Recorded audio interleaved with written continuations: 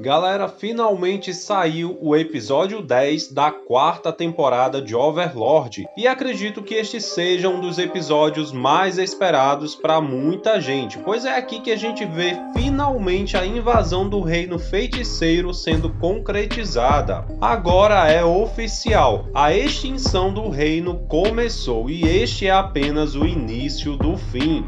Temos também a chocante visão do Príncipe Zanak morto.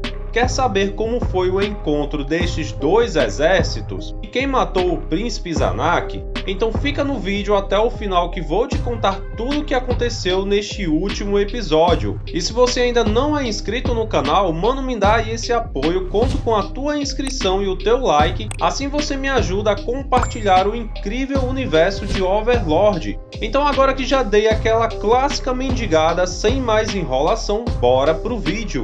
E logo que o episódio começa, a gente tem a confirmação que de fato o Cavaleiro Misterioso que apareceu no episódio anterior é alguém que está usando um traje de batalha de Yggdrasil, algo que o Ainz rapidamente reconhece e se surpreende, pois na verdade ele não sabia que aquela pessoa iria aparecer. E o melhor em todas essas reações do Ainz é que parece que ele tem algum tipo de magia da sorte ativada, porque mano, tudo que ele faz mesmo sem saber de nada acaba sempre dando certo e atendendo perfeitamente aos interesses de Nazarick, quase como se o destino estivesse sempre do seu lado. O episódio continua e vemos o Caveirão dizendo que este traje de batalha de Yggdrasil apareceu conforme os seus planos iniciais. E rapidamente o Coquildos e os outros guardiões dizem já ter entendido o que o seu mestre quis dizer com aquilo. Aquela pequena e fracassada invasão à cidade de Enaú teve apenas a intenção de armar uma armadilha para o inimigo, que ficaria tentado a aparecer e revelar sua identidade frente a uma força tão insignificante. E por isso então, o Ainz teria selecionado uma força de ataque tão fraca para cercar aquela cidade. Após esta breve revelação, o Demiurge sugere ao Ainz então que mande uma nova força para aquela cidade, para assim dizimá-la de vez. No entanto, o Ainz responde que não é necessário, pois a prioridade agora seria invadir Restício o mais rápido possível. Mas a gente sabe que o real motivo não é esse, e sim que o Ainz aceitou o pedido da Pestônia e da Nigredo para poupar a vida de alguns humanos. A cena termina então com o Ainz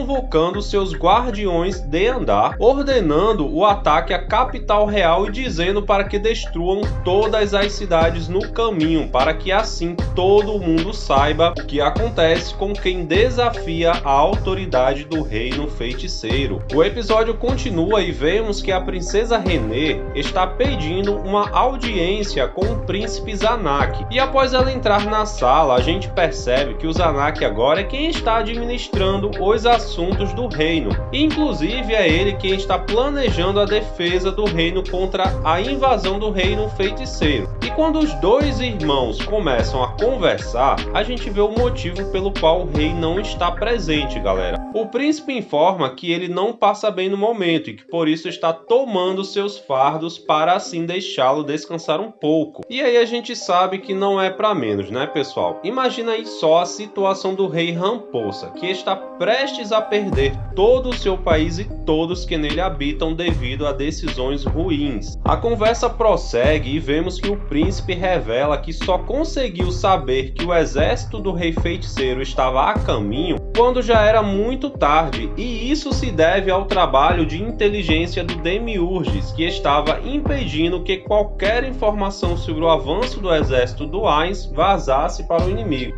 O Zanak se pergunta a René como que eles conseguiram manter tal sigilo, pois não entende como que uma força tão grande poderia se aproximar sem ser vista. E é aí que a princesa nos revela que o Rei Feiticeiro está recebendo a ajuda do nobre Elias, que possui grande influência entre os nobres e deve estar impedindo que as informações cheguem à corte do rei. E galera, no episódio passado eu comentei que o Elias, juntamente com mais alguns nobres e suas famílias, foram poupados pelo Rei Feiticeiro, devido às suas habilidades que serão futuramente usadas por Nazarick. E no finalzinho desta conversa entre irmãos, o Zanak informa que para proteger o reino, ele convocou não apenas os soldados, mas também toda a população, para assim enfrentarem o grande exército de mortos-vivos. E lá na novel oficial, galera, nos é informado que o total do exército de Restize é de 400 mil pessoas, desde soldados até plebeus. Mas isto não é suficiente para dar confiança ao Zanak, pois ele se indaga dizendo que anteriormente o Ainz derrotou um exército de 200 mil pessoas com uma única magia, e que então, pela lógica, para derrotar um exército com o dobro de tamanho, ele teria que apenas usar 2 magias. Absurdo, galera! A cena muda e vemos que a Lycius e a Evilai e todos os membros da Rosa Azul estão se encaminhando para um encontro entre grupos de aventureiros. Mas não é qualquer grupo, um deles é a própria Escritura Negra, e eles estão indo se encontrar com a pessoa que organizou esta reunião, que é o próprio tio da Evilai, que se chama Azuf. O grupo chega ao ponto de encontro e logo percebemos que o local é bem suspeito, parecendo mais uma casa de entretenimento adulto, se é que vocês me entendem, né, pessoal? Assim que o grupo entra na residência, vemos então o tio da Lycius, que está sentado com 2 acompanhantes, e vemos um pouco da personalidade deste aventureiro, que é conhecido por ser um herói entre o povo, mas após uma breve conversa, vemos que de herói ele não tem nada e que não está nem um pouco preocupado com as vítimas que serão feitas nesta guerra. Seu principal interesse é conseguir fugir dali assim que o exército do Ainz alcançar aquele lugar. Um pouco depois, a Evilai usa a magia Charme Person e faz com que as 2 mulheres deixem os aposentos para que possam tratar do assunto que os levou ali. E é nessa hora que chega um outro grupo de aventureiros. Eles são do grupo Escritura Negra, que é uma unidade de elite secreta da teocracia, e revelam que estão ali porque querem contratar o grupo da Rosa Azul e também da Gota Vermelha para se unirem contra o Reino Feiticeiro e assim conseguir aliados a favor da humanidade contra a ameaça daquele ser morto-vivo. Alguns momentos depois, a cena muda para o local onde irá acontecer o embate entre o Reino e o Reino Feiticeiro, e podemos ver o grande número de soldados que irão lutar a favor do reino. E vemos que o príncipe Zanak está indo de encontro à tenda onde o Ainz está acampado. E notem, galera, que ele está usando a antiga armadura que pertencia ao Gazef. E se você está aí se perguntando como a armadura do Gazef, que era um cara bem atlético, coube tão perfeitamente no corpo rechonchudo aí do Zanak, a resposta é que esta é uma armadura mágica que se adequa ao corpo de seu usuário. O Zanak cavalga sozinho em direção à tenda do Ainz, pois deseja ter uma audiência antes da batalha se iniciar. Vemos que o Ainz aceita a conversa e, como sempre, o Ainz é a alma das boas maneiras e produz com sua magia água fresca para o príncipe beber e também uma mesa e cadeiras para que possam se sentar e conversar confortavelmente.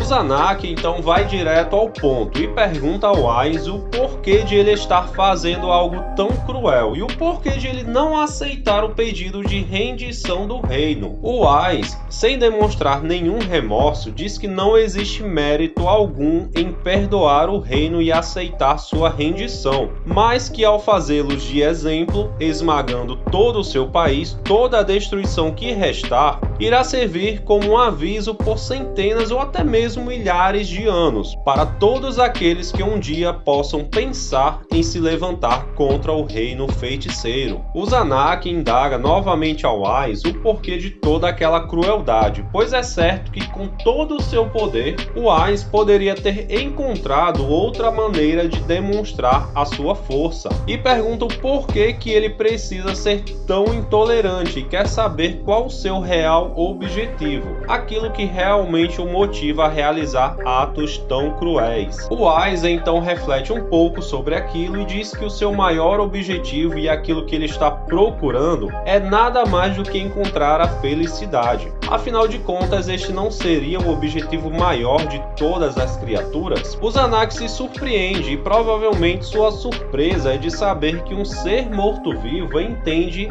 e busca o conceito da felicidade. Ele então pergunta ao Wise se ele não vê problema em roubar a felicidade de outros em prol da sua própria. Ao que o Wise responde de forma simples e direta, e diz que isto é óbvio, que se puder trazer a felicidade para aqueles a quem ele valoriza, não se importa nem um pouco com o que acontece com as demais pessoas. E isso nos faz lembrar que mesmo a gente amando este personagem, não podemos esquecer que o cara é também o próprio vilão da história. Alguém que não liga nem um pouco se suas ações irão ou não acabar com a vida de pessoas inocentes. O Wise termina então sua explicação perguntando ao príncipe que se ele conseguisse obter a felicidade para o seu povo através do sofrimento de outro país, se assim ele não o faria. O príncipe se exalta com aquela resposta, dizendo que esta é uma atitude completamente extremista. Ele se acalma e pede desculpas ao Wise pela sua explosão de antes,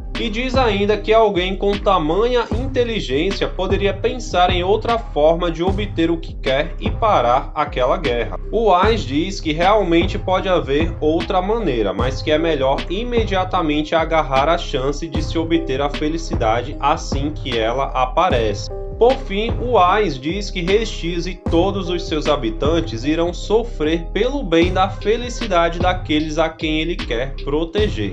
Um pouco depois, vemos que o Wise novamente mostra interesse na espada utilizada pelo Gazef e pergunta ao príncipe a localização da espada, e o Zanak responde que ela agora está nas mãos do Bran Glaus. E galera, nós vamos ver provavelmente nos próximos episódios que o Bran irá enfrentar nada menos que o próprio Coqueutus, algo que sempre quis ver adaptado aqui na animação. E galera, eu não sei vocês, mas após esta breve conversa me deu uma pena muito grande do Zanak, pois ele mesmo pede ao Rei Feiticeiro que quando for usar sua magia para matá-los, use algo que não os faça sofrer muito. E surpreendentemente o Wise diz que fará o possível para matá-lo de forma gentil. Nossa, mano, que tipo de gentileza é essa? O príncipe ri disso e diz que está agradecido. Ele bebe então o último copo de água da sua vida e se despede do Rei Feiticeiro.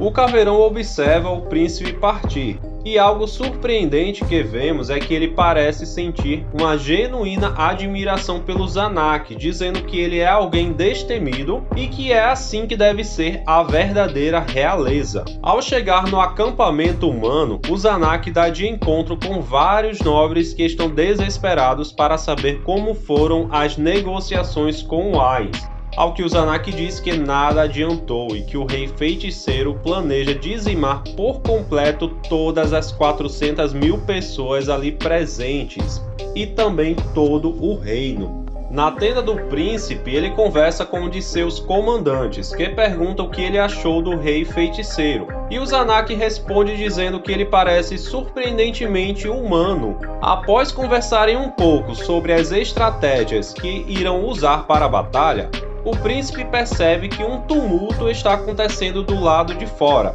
e vemos que alguns nobres desesperados para sobreviver invadem a tenda do príncipe e dizem que irão trocar a vida do Zanak para salvar as suas próprias. E mais uma vez, galera, o príncipe nos surpreende com sua atitude altiva e corajosa. Ele enfrenta estes nobres de espada na mão e os convida para tomarem sua cabeça, se assim tiverem coragem para isso. Depois a cena corta e vemos novamente a tenda do Wise e a Albedo informando que alguns dos nobres desejam falar com ele. E a gente vê que os nobres que estão naquele momento de joelhos dizem ter um presente para o Wise. O Wise então recebe uma sacola e ao abri-la, seus olhos dão de encontro com os olhos do Zanak.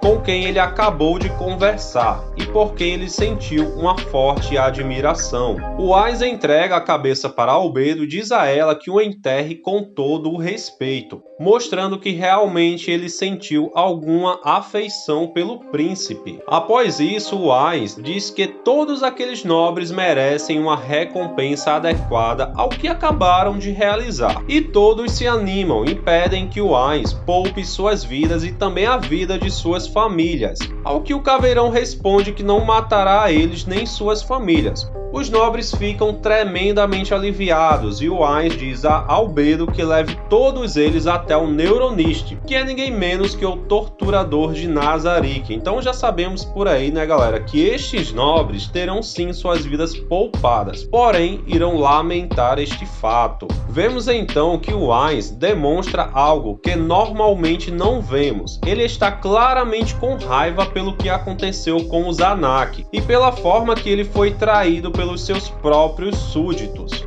Ele então diz a Aura que informe ao Neuroniste que não mate estes humanos a não ser que eles implorem pela sua vida. E mesmo que implorem, sua morte não deverá ser rápida. Tudo então chega ao fim, com o Caveirão dizendo que cansou de tudo aquilo e que enviará a Mari e o Cocytus como comandantes para enfrentar o exército do reino, e ele lhes dá permissão para usarem toda a sua força e ordena que não deixem um único sobrevivente. Uma hora depois, o exército, que era a única esperança do reino, foi completamente obliterado.